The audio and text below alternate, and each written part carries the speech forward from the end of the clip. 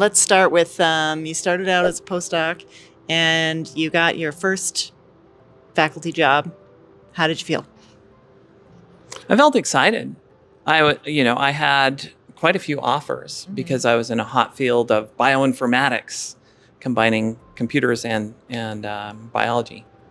And so, and I also had funding that I'd received as a postdoc, grant funding. And so I had offers, and I didn't realize that I would attract any offers. So I felt excited, but also very afraid. Afraid that I was going to fail, afraid that I couldn't live up to all of the expectations.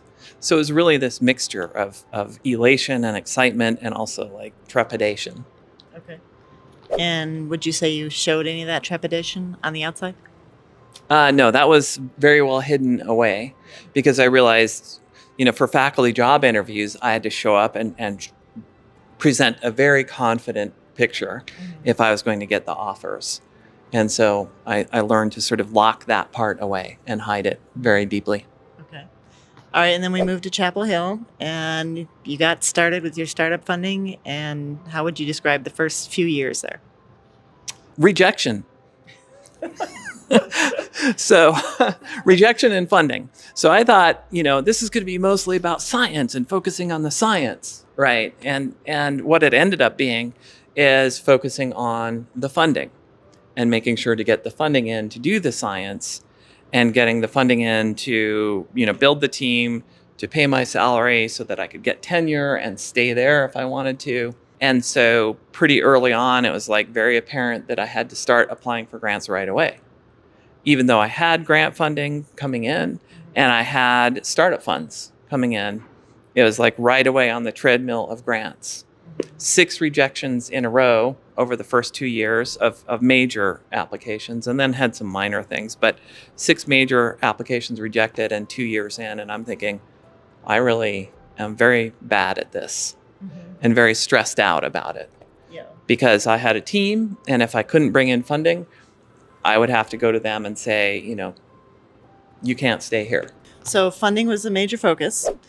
During this time period before your grant turnaround, what kind of support would you say you got from other colleagues or mentors in the department, either related to funding or how to be successful?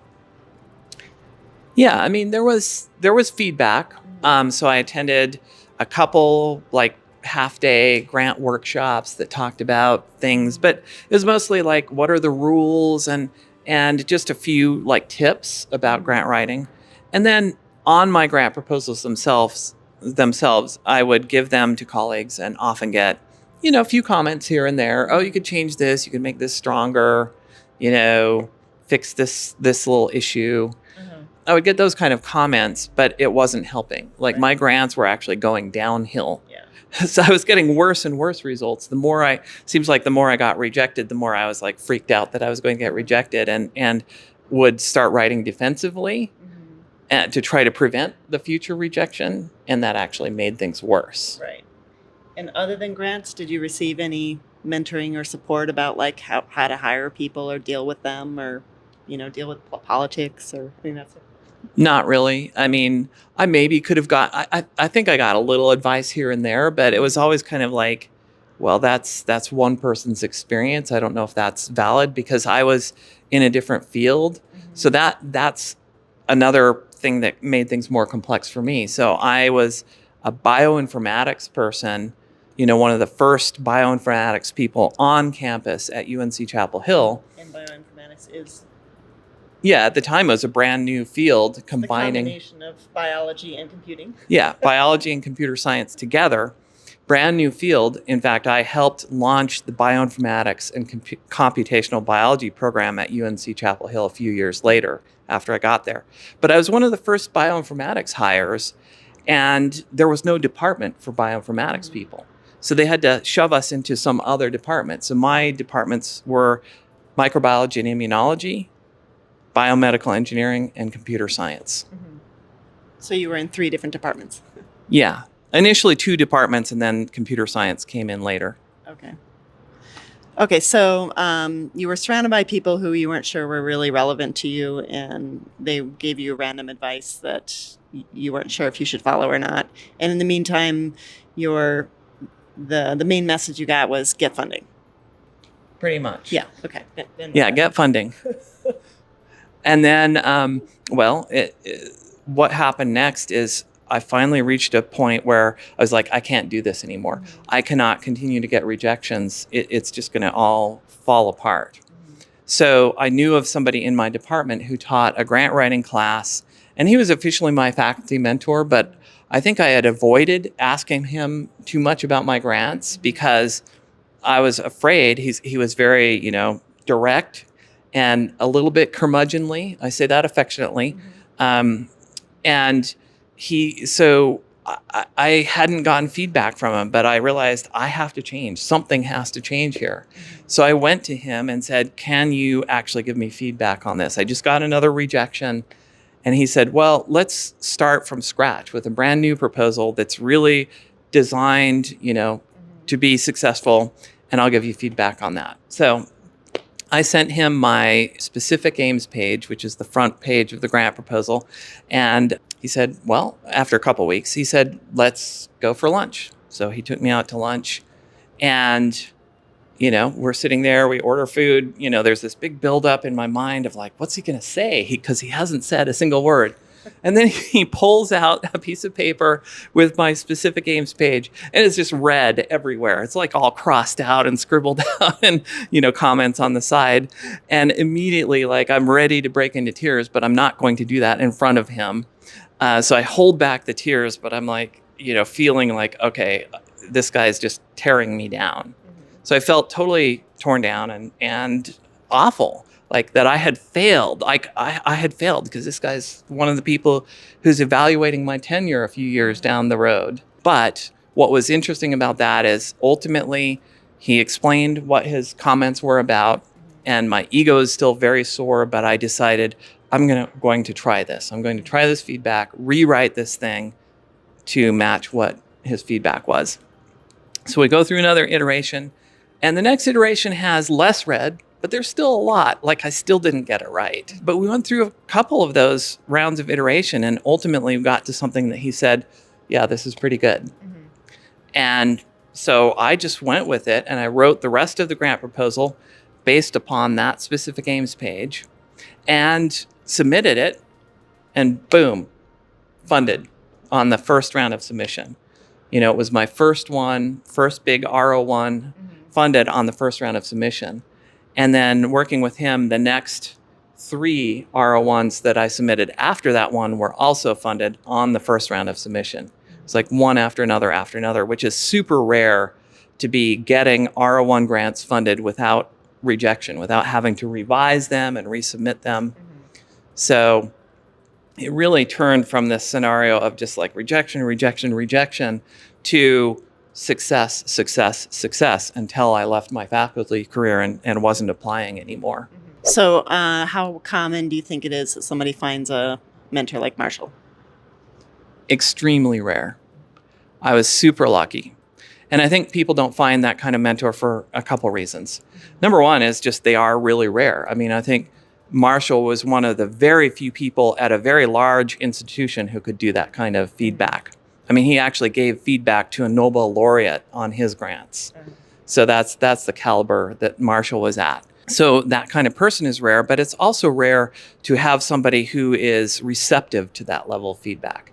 Because in my first couple of years, I was actually avoiding it because I thought I'm pretty good at this. I don't need this harsh level of feedback, but then I ended up getting rejected. I got it from the reviewers anyway. Yeah. And that was even more embarrassing to have a whole panel of people like trashing my grants. So I finally decided I would rather like the harsh feedback from this one colleague that really digs deep. And I had to shift mentally in order to receive that feedback. So now you've got 1 or 2 lines of grant funding coming in, and you hired a bunch of people. And are you feeling like, yeah, this is great? Or what are you feeling like now? Well, for about a year or two, I felt like this is great. And then there were concerns about, are we productive enough? are we going to be able to get renewed funding? Am I, if I get tenure, am I going to be able to keep things going? There were concerns about space, about managing my team. It was really difficult. Once I had the funding, the team grew, but there was a lot of chaos, different people doing different things, some being very unproductive. And how do I deal with that? How do I manage these people? How do I manage the politics? I remember a lot of like angst over employees of like, what do I do with this person? How do I fire them, or do I fire them, or what are, I remember a lot of that. Yeah. I remember a lot of like disagreements with the department head over various random stuff. Like, how do I deal with the space issue and the building that had like, other Cockroaches coming out of the phone. and like immunological, like rabbit fever people doing research on totally dangerous stuff. It's terrible in building with bad insulation, whatever.